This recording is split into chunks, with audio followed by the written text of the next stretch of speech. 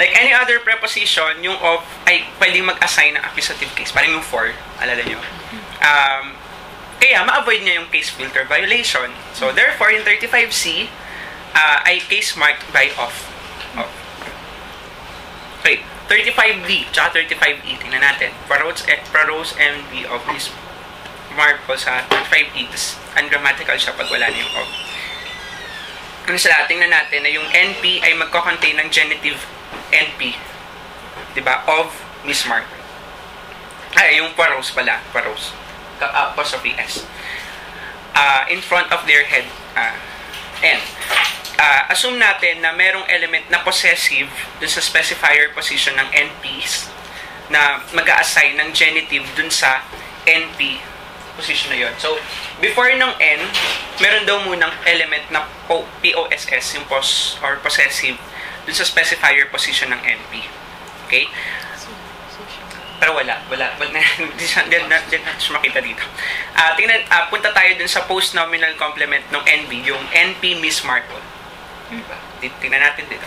Sa 35B at saka 35C, try natin na tingnan yung pagiging ungrammatical ng 35D in terms of 35B and 35C. If nouns fail to assign case to their complements, naalala nyo, di ba? Kasi minus N yung adjectives, ay plus N yung adjectives saka yung nouns, kaya hindi sila makakapag-assign ng case. Kung di nila kaya mag-assign ng case sa kanilang complement, yung 35D magva-violate ng case filter. Okay? Yung of insertion sa 35E enables the complement NP to receive case. Since hindi siya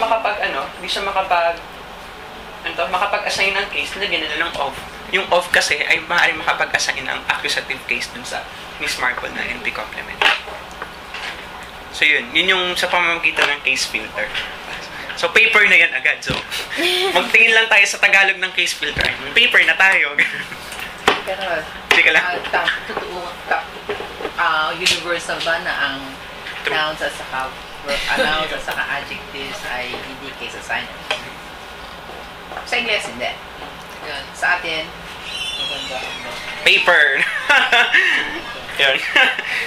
Okay, try natin consider yung case assignment bilang structural property ng verbs, preposition, at saka inflection. Okay? Assume natin na yung heads are case assigners. Kaya magka-case mark sila sa NP na gino-govern niya. So, kita natin yung believe, yung that, tapos yun.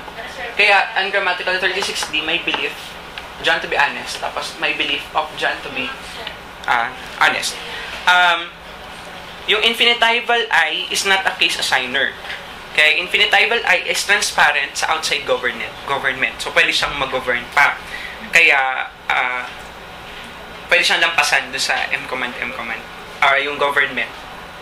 When we talk about case assignment. So, 36A, yung verb believe takes a tense CP as its complement. Diba? So, yung that John is honest. Bakit CP? Kasi meron tayong complementizer na that. Yung subject ng lower clause, John is honest, ay ina-assign ng nominative case dahil sa finite na inflection na is. Diba? 36B, ganun din. The noun belief takes a finite CP complement. Diba? So, that, plus John is honest. So, ganun din. Ma-assignan yung John, magiging nominative, kasi nga, finite nga yung clause, blah, blah, blah. 36C, ECM ang naganap. Kita natin na yung verb na believe ay mag-govern dun sa complement na IP at mag-a-assign ng accusative dun sa John. Okay? Yung believe ay nag-govern sa complement na IP, yung John to be honest. Therefore, mag-a-assign siya ng accusative sa John. So, yung exceptional case marking. 36D, hindi possible or hindi permissible yung ECM with nouns. Okay? Yung ungrammaticality ay ina-expect kapag inassume natin na yung nouns ay hindi case assigners.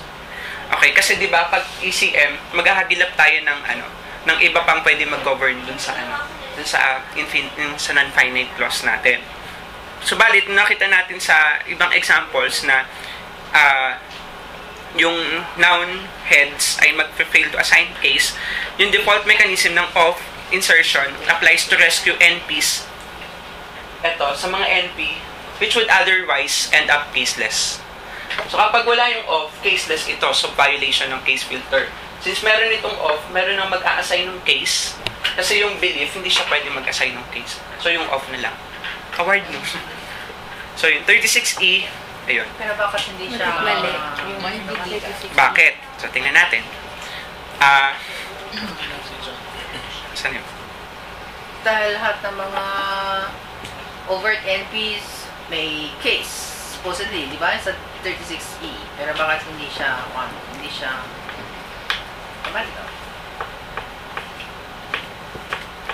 okay. Para masagot natin yan, tingnan natin yung 37 na sentences na examples. So, makita natin yung topic, yung title, Failure of Exception, di ba? So, yun yung bakit. Bakit? Nangyari? So, ganyan na. Ito yung mga ibang samples naman. So, counter-examples, ganyan. Okay, 37A, mag-illustrate ng obligatory of insertion. Tingnan natin sa 37A. Okay? As opposed to 37B na walang of. Diba? Sa 37C, yung subject ng finite complement clause ay ina-assignan na nominative dahil sa kanyang finite inflection. Diba? Alam natin, yung is. So, yun na. 37D, yung adjective, take ng IP complement. Alam natin. By assumption, yung infinitival IP is not a barrier for government. Kaya, ng adjective na proud. Okay? Pero hindi ito sufficient kasi yung adjectives are unable to assign case, di ba? So ito, meron ulit default mechanism of insertion na hindi naman natin magagamit dun sa pagsasave natin ng 37D. Award pa. Bakit, di ba? Okay. So, sa sinabi ni Chomsky sa kanyang Knowledge of Language 1986, mag-contrast siya ng dalawang types ng case assignment. Okay? Alright. So ina-assume natin ngayon, sa ngayon, na yung mga case ay dependent only for, purely structural relations, di ba? Puro structural naman to. Pero meron tayong tinatawag na, mamaya na, ina-assume natin na yung structural relation government is a sufficient condition for case marking, di ba? Pero meron tayong tinatawag niyan, inherent case condition. If A is an inherent case assigner, then A assigns case to an NP if and only if A data marks the NP. Tingnan natin. Nag-distinguish si Chomsky ng dalawang types ng case assignment. Una, structural case assignment. Kanina na pa natin pinag-uusapan sa nakaraang 51 slides. Di ba? Okay. At meron, which depends solely on government, a configurational property. At meron pa tayong 26 to go na. Una, may dalawang conditions. Una, data role assignment at saka government. Yun yung dalawa, di ba? Pinopropose ni Chomsky na yung nouns at adjectives mag-a-assign ng genitive case inherently. Award. Okay. At rather than assigning structural case, ito, yung of ay yung overt reflex ng inherent genitive case. Yung of ay genitive case, actually, inherent. Sa English, yung inherent genitive sa complement NP or AP ay realized by means of a preposition of na nag-assign ng accusative case. Kaya, merong mismatch ngayon, ito naman yung problema. May mismatch ngayon between abstract genitive case assigned inherently at yung overt realization by means of a preposition which assigns accusative. So, ano na siya? Genitive or accusative. Tignan natin. Yung inherent case condition entails na yung mga nouns such as envy at belief and adjectives such as proud, maaari lang silang makapag-assign ng inherent genitives sa mga NPs na tinatata mark nila. Yung NP na the pig ay maaaring i-assign, ma-assign na ng inherent case sa 37A kasi theta mark ng A na proud, ng adjective na proud. So yung Emsworth is proud of the pig, yung the pig ay tinatata mark ng proud na adjective. Therefore, inherently, genitive yung case ng pig. On the other hand, yung sa samples tulad ng my belief John to be honest, take as a sentential complement, diba? Yung John to be honest, as opposed to the pig. Yung John to be honest, parang small clause na maaaring maging sentential complement. Okay. kung saan yung noun or adjective cannot assign genitive case dun sa subject ng complement clause.